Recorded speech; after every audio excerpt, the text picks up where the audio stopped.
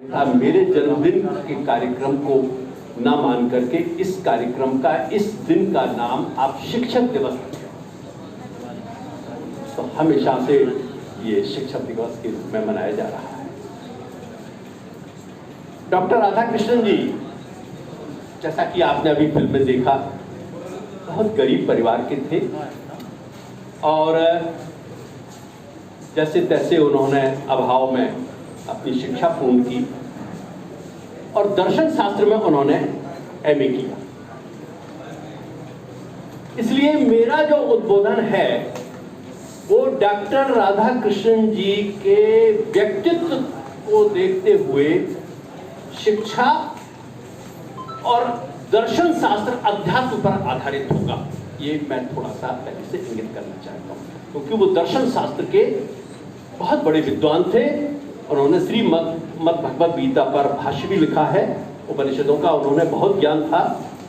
तो मैं और मेरा निवेदन सभी विद्यार्थियों से है कि कृपया शांतिपूर्वक सुनने का कष्ट करें। देखिए, अपना उद्बोधन प्रारंभ करने के पूर्व मैं ये बोलना चाहता हूं कि भाषण और बोलने की एक कला है, निश्चित कला है।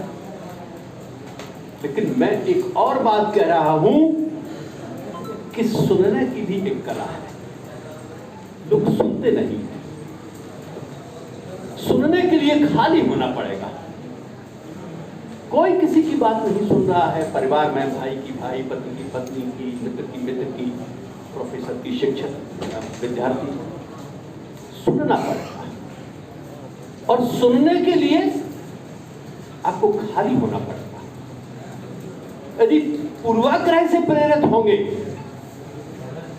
तो फिर सुनने का अर्थ नहीं रह जाएगा। कुछ ऐसी कल्पना करिए कि एक ब्लैक बोर्ड पर कुछ लिखा जा चुका है पहले से, हम उसी पर फिर लिख रहे हैं, तो गिलगोचा बनेगा, कुछ समझ में नहीं आएगा। इसलिए सुनने के लिए खाली होना पड़ेगा। बंधुओं,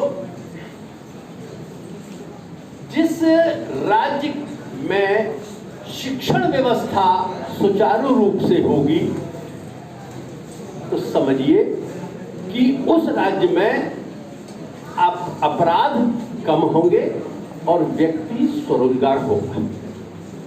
परंतु यदि अपराध हो रहे हैं अथवा भ्रष्टाचार हो रहा है तो हमारी शिक्षण व्यवस्था में कहीं ना कहीं दोष है। और इसके लिए जिस तरह हम एक स्वस्थ शरीर के लिए ये प्रयास करते हैं कि पहले शरीर की बीमारी का डायग्नोसिस हो और फिर बीमारी का इलाज हो, तो हमें हमारी शिक्षण व्यवस्था पर पहले दोष देखना पड़ेंगे और फिर उनका निराकरण करना पड़ेगा। हम आप सभी देख रहे हैं विश्व में, न केवल भारत में, विश्व में कलह, संघर्ष, युद्ध, नकारात्मकता, ईर्ष्या, अहम की प्रतिस्पर्धा, उत्तेजना, आवेशित होना, असंगत होना, असभ्य होना, अशिष्ट होना, अपूर्णता, असंतुष्टता, क्यों? कारण क्या है?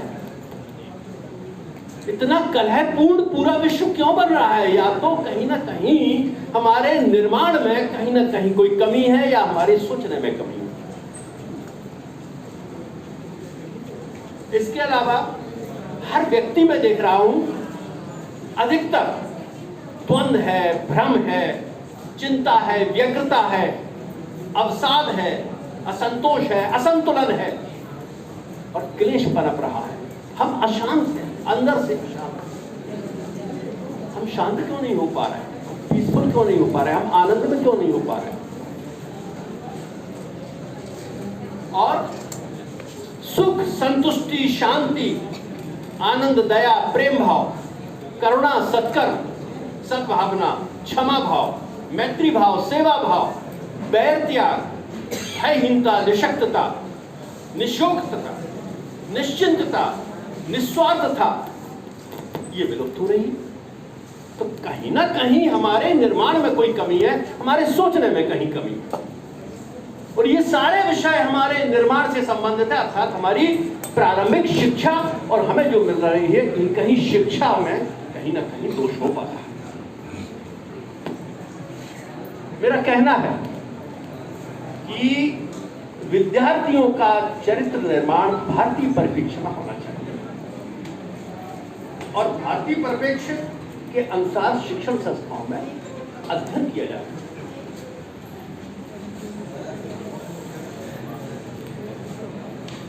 मूल कारण मैं जो समझता हूं वो हमारे अंदर आध्यात्मिकता का ह्रास हो रहा है। हम आध्यात्मिक नहीं हो रहे हैं। कुछ वर्ष पूर्व मैंने डॉक्टर मुरली मनोहर जोशी जो मानव संसाधन मंत्री थे, मेरा उनसे बड़ा व्यक्तिगत संपर्क था, मैंने उनको पत्र लिखा कि हम सब और देख रहे हैं कि व्यक्ति के नैतिक मूल्यों में ह्रास हो रहा है। इसका कारण क्या है? उन्होंने बहुत अच्छा हमें पत्र का जवाब भेजा कि नैतिक मूल्यों में ह्रास का कारण है आध्यात्मिकता के चिंतन का अभाव होना। और मैं 100% इस पर सहमत हूं। देखिए, कोई भी गलत काम अथवा अपराध अथवा भ्रष्टाचार कानून से ठीक नहीं किया जा सकता। कानून फेल हो जाएगा। ये आध्यात्मिकता पर निर्भर करता है कि हम अपने नैतिक मूल्यों को कितना अपने में समाहित कर रहे हैं। नैतिक मूल्य का मतलब क्या है? नैतिक मूल्य शब्द के लिए पर है क्या? नैतिक मूल्य का तात्पर्य है अंदर से उठने वाली एक ऐसी तरंग जो हमें सही और गलत के भेद को पहचान कराते हुए सही की तरफ इंगित करती है कि हमें ये कार्य करना है। ये है नैतिक मूल्य। आपने कई बार सोचा होगा, मन में देखा होगा, मन में आपने चिंतन किया होगा, आप प्रति क्षण अपने अंदर चर्चा करते रहते हैं। आप प्रति क्षण अपने अंदर दो हैं, एक आप और एक आपके अंदर वो जिससे आप चर्चा कर रहे हैं। फला से ये बात कही जाए कि नहीं कही जाए, नहीं कही जाए, नहीं कहना उचित होगा। फला आदमी से मिला जाए कि नहीं मिला जाए, नहीं मिला जाए। To whom you are discussing? आप किससे चर्चा कर रहे हैं? खुद से चर्चा कर रहे हैं। जो खुद से चर्चा करता है अधिकतर और निर्णय लेता है सही और गलत का, या हम कहेंगे वो आध्यात्मिक हो रहा है, वो अपने नैतिक मूल्य को सजो कर रहा है।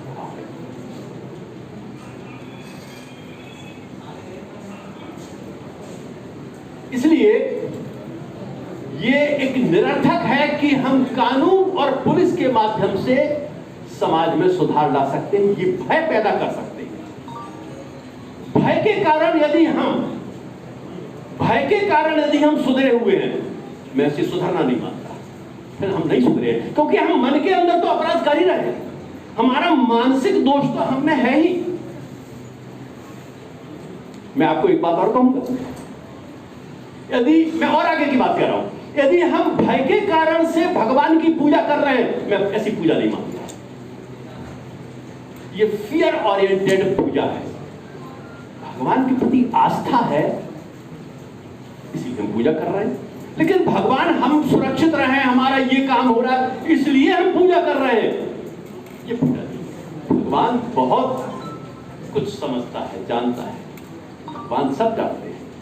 अच्छा, स्वार्थी हो, मंगना हो, मांगने आए हमारे मंदिर में, माफ करना मुझे कहना पड़ रहा है, मुझे तो मंदिरों में भिखारियों की भीड़ देखती है। कोई मर्सरी कार से भिखारी बन के आया है और एक एल्युमिनियम का कटोरा लेकर के सड़क पर भीख मांग रहा है, उसमें कोई अंतर नहीं है। वो भगवान से मांग रहा है, ये आदमी से मांग रहा है। इसलिए हमको फियर ओरिएंटेड नहीं होना। हम भय के कारण से यदि सुधरे हुए हैं, वो मैं सुधरना नहीं चाहता। एक देवी न्याय हमेशा चल रहा है। चलिए मैं आपको एक उदाहरण बताता हूं। माफ करना, मैं थोड़े से उद्बोधन में यदि आपको बोरियत लगे तो आप मुझे बता देना। मैं एक आपको उदाहरण बता रहा हूं कि कानून क्या है। कानून, मैं वकालत करता हूं, गत 46 वर्षों से दतिया में वकालत कर रहा हूं, और मैं बता रहा हूं कि कानून की पोल क्या है। आप समझते होंगे कानून से सब कुछ ठीक हो जाएगा, पुलिस से ठीक हो जाएगा, न्यायालय से सब ठीक हो जाएगा। नहीं है, हमें सुधरना पड़ेगा। एक